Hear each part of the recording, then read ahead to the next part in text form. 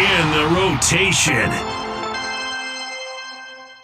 All right, let's get in a better mood. Starting off with the Twins and the Rays. Rays home favorites here, minus 130, coming off a 2-1 win over the Mariners last night. The Twins have won 7 straight games, including games in which Dylan Bundy has pitched. A real surprise for me. Dylan Bundy was a huge fade candidate for me last season in baseball, but this year he's 3-0 with a .59 ERA. Going against Corey Kluber of Tampa Bay tonight, who's 0-1 with a 3.68 ERA.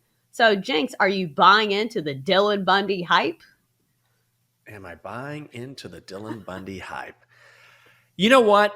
I am not, actually. I faded Dylan Bundy a lot over the past couple years. I actually like the Rays here quite a bit. They're averaging 4.21 runs per game. That's 13th in the majors. And Corey Kluber against the Rays or against Minnesota in his career is pretty good. 9-7, an ERA of 3.40. Also, the Twins have not been great on the road this season. They've only won 3 of 7. So I think this price is more than fair. I don't really trust Dylan Bundy at all based on what I've seen in the past. So give me the Rays at minus 130. I think I might look at a total here. 7.5 runs seems pretty low for both of these pitchers. I know Dylan Bundy has been outstanding in his first 3 starts, but we've got to remember this is only 3 starts in. It's April. Mm-hmm. The larger sample size suggests that Dylan Bundy is not going to be competing with the likes of Max Scherzer, Justin Verlander for Cy Young. So I think that we might see some runs here from both of these teams. And then looking at over-under records, I will say Tampa Bay has been hot to the under. But still, 7.5, when we're talking about that low of a total, I don't think these pitchers deserve that type of credit. I don't think I'm going to play it, but that would be my lean on that one. Speaking of good pitching matchups, let's move on to the Phillies and the Mets. Mets home favorites, minus 115, total of 7 runs. Tyler McGill, who's had an outstanding season so far for the New York Mets, is 3-0 with a 2.35 ERA.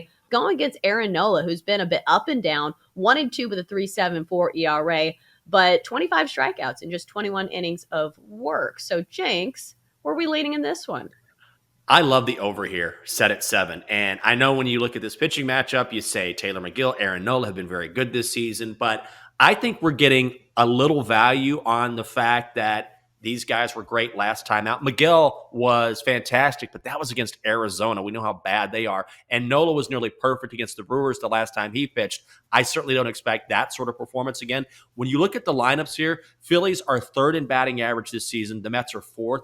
And that Philly defense is really suspect as well, which can always lead to maybe an extra run. It's juiced to the over, and that's one of my favorite plays today. Over 7, it's at minus 120, Chelsa.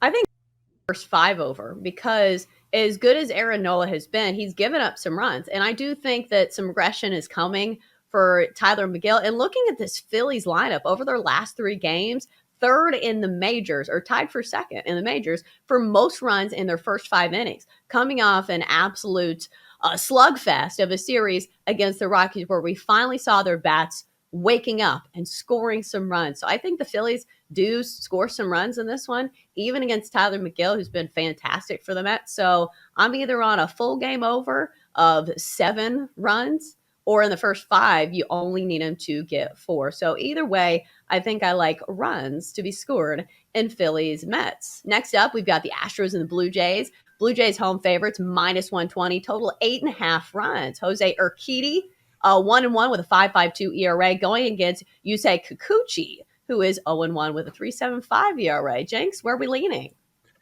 This is a stay away for me. I cannot figure this game out. I think everyone is going to be on the Blue Jays here, and I get that. But I'm a little nervous because I don't think we know if Vladdy Jr. is going to play in this one or not. And obviously, if he doesn't, that's a massive setback for the Blue Jays as far as the power and the run production in that lineup.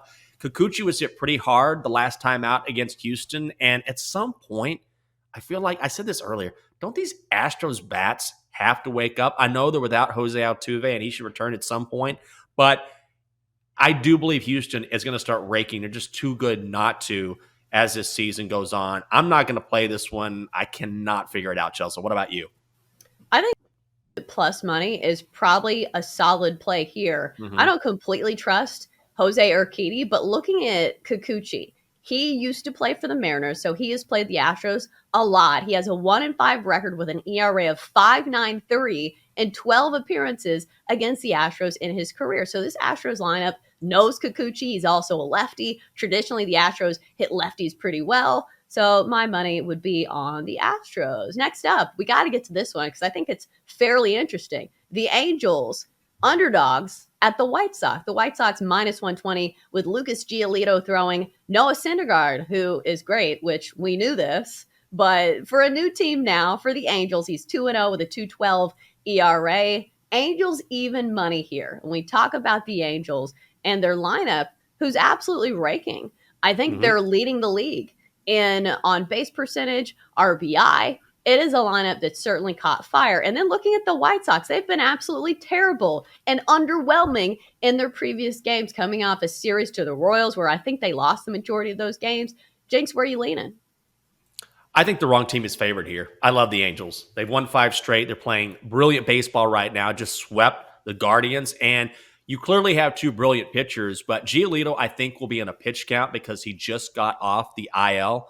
And plus, he has an ERA over 4 when starting at home at Guaranteed Rate Field. Clearly, you have Noah Syndergaard, who's about as good as it gets.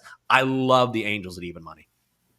I think this is surprising because the Angels have one of their best starters on the mound.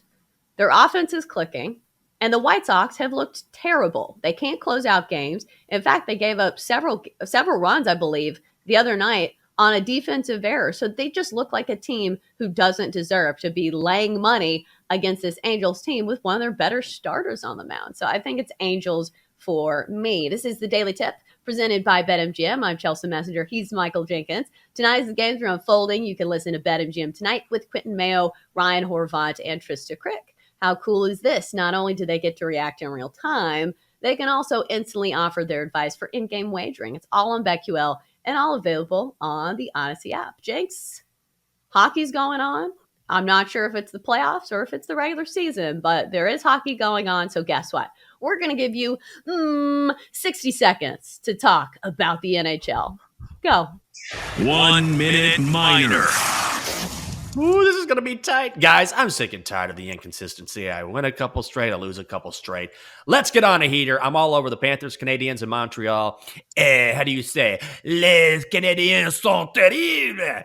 Florida is minus 300 on the money line. Montreal plus 230. Total sit at 6 and hook. I'm going with the over here. Panthers, highest scoring team in the league. They rack up an amazing 4.14 goals per game. They face a Habs squad giving up 3.89 goals per game. Here's the thing I'm banking on. It's early in the morning, so we're not sure just yet. It looks like both teams are going with their backup goalies. Plus, Montreal has hit the over in their last 4. You know I hate these 6.5 point totals. Let's play an alternate spread of 6 so we don't get crushed by the hook. It's right at my threshold. Over 6 goals, minus 150 at BetMGM. Let's get a winner with the stick and puck and go into the weekend with some cash in our pockets, Chelsea. Give me that horn. Here